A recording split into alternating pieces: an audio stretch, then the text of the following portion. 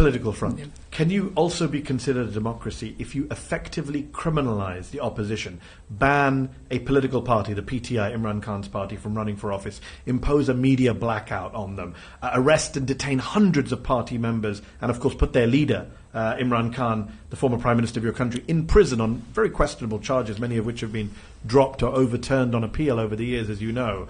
I wonder, are you banning and cracking down on the PTI because you're worried about how popular they are?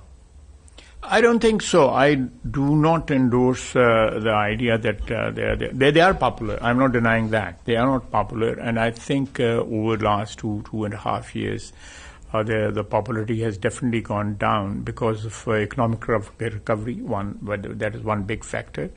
And things are much more orderly since the last elections.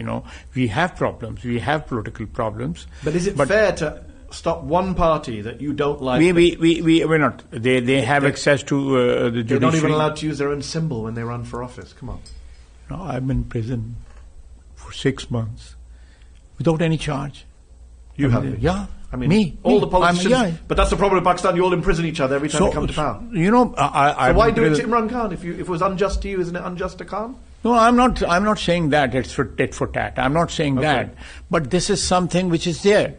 And if Imran Khan can justify whatever he did and say that that was okay, and this time it's not okay, this selective amnesia or selective application of... I won't disagree that Pakistani politicians across the board are guilty of selective amnesia, but Amnesty International said in a report last year that it has found a pattern of weaponization of the legal system to keep Imran Khan under detention.